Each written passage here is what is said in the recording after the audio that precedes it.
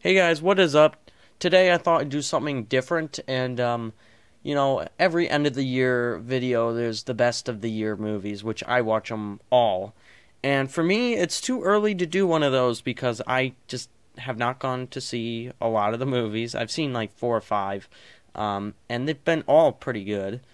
And I'm just basically waiting for all the really good ones to come out on Blu-ray. So until that happens, I'm just going to wait that out and talk about 2014 and the films that I have seen now. Really quickly, these are the 3 films I own which I have not watched yet, and I know, Boyhood, I know it was up for Best Picture, how have I not watched it yet? These are just the 3 films I own that I have not seen yet from 2014. So Boyhood, Interstellar, and Wild. All 3 I'm glad to own, and I will pop in eventually, hopefully soon. But those were just the 3 I never got around to, and that I never got to watch. So first up, let's talk about X-Men: Days of Future Past. I loved this movie. I saw this. I only saw it once, and I saw it by myself, but it was worth it.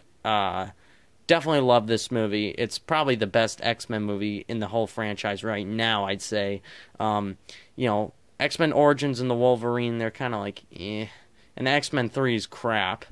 X-Men 1 and 2 are pretty good. X-Men First Class is really good, and I think this is by far the best one. And I cannot wait for Apocalypse, so really good movie. American Sniper, this was a great film, but it was slightly overrated. It was a good Eastwood film. It was, a good war movie, but it's just, I wouldn't put it up to Best Picture level, but I definitely did think this was a good movie. So, yes, American Sniper.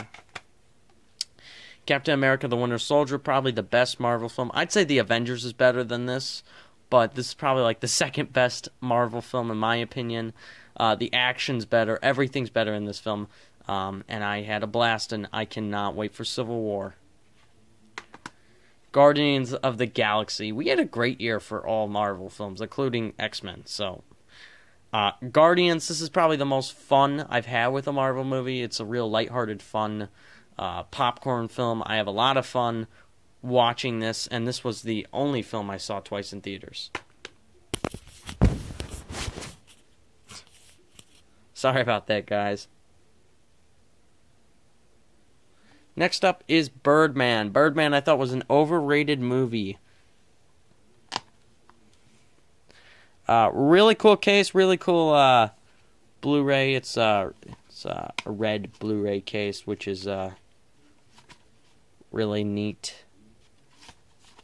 But I wasn't the biggest fan of this. I thought the acting and the editing was both really good. But the actual movie I thought was just, it's alright. I thought it was slightly overrated. Gone Girl. I love Gone Girl. Again, I love Fincher. All his movies are really solid other than, Alien 3, which he doesn't even count as one of his movies. So, there's that. But all of his movies I like, and this was definitely a great movie to watch. Nightcrawler. This was the FlickPix top movie of the year. John Flickinger. He put this as his #1 film. Very good. I liked it. I had a lot of fun watching it. I don't think I'd put it as my #1 film of the year, but definitely worth picking up.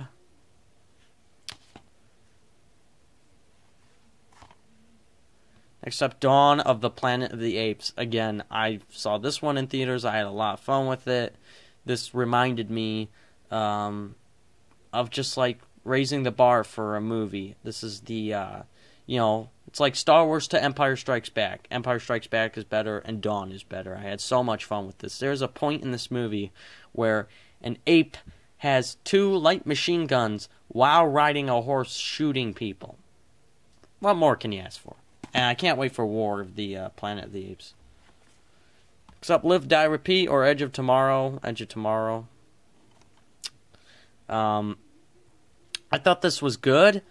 Did not raise enough money in the theater, but when people saw it, they put this as like their #4 favorite movie of the year. I wouldn't go that far, but it was definitely worth watching, and I had fun with it. Next up is Enemy. I could only find it this way. Enemy is a movie that I just really dug. I really liked it. I had a lot of fun with it. While I was watching it, I was confused. I'm like, what the hell's going on? But it's one of those movies, you got to turn your brain on, and you got to, constantly be thinking. One of the most confusing films I've seen is Enemy.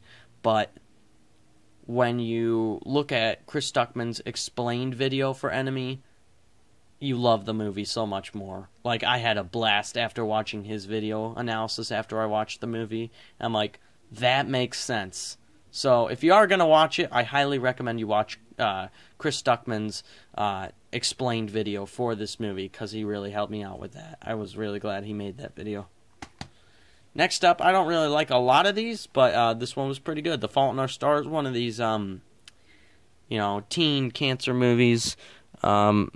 This year we had Meet Earl and the Dying Girl. Last year was The Fault in Our Stars. This one's way more of a love story, unlike The Fault in Our Stars. But I have, romantic movies are my least favorite genre, but this was done good. I can honestly say it was a good film and worth watching. I had a lot of fun watching this one, 22 Jump Street. This was a fun film to watch. I loved the first one, and I thought this one was even better. I had so much fun watching this, and the best credit scene I think I've ever seen for a movie is in here. The end credits to this, where they're showing all the different future future Jump Street movies. Just hilarious, and I love this. This movie is a copy of the first, but it knows it. So many great scenes. I love this movie. It's great. Next up, we have an Oscar Isaac movie. I'm a huge fan of him. A Most Violent Year. First off, Oscar Isaac is one of the best actors. And I think he's just going to get more credit. I saw this movie. Inside Llewyn Davis was first, which I think that came out a while ago. But once, I heard about this movie, and then I went back to Inside Llewyn Davis, and he only had, these two movies under his belt, I kept saying, this guy's going to be big. This guy is going to be huge. And then I saw Ex Machina, and now he's going to be in X-Men Apocalypse, and he was in Star Wars, and he kills every role I've seen him in, and he kills his performance. He does so good. He's a big actor. Someone not to, mess with in Hollywood, because he does a terrific job. Definitely really good. And A Most Violent Year was a slow burn movie, but I did like it. It was a slow burn film. It's a long film. It's hard to get through, but it was good. And his performance is great. Coming up to the last few I have, The Guest.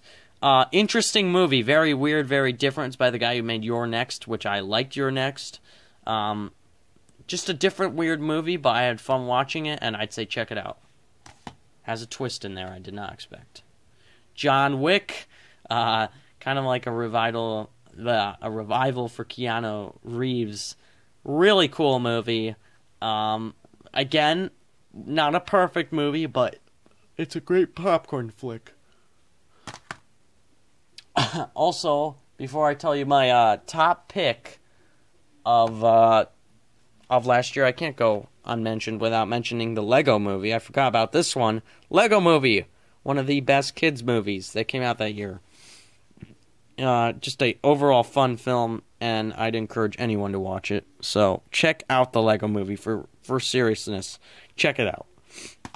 Favorite movie of the year, Whiplash. I loved Whiplash. I loved J.K. Simmons' performance. I loved the music. I thought Miles Teller was great. I liked the story and how it played out. I liked the ending.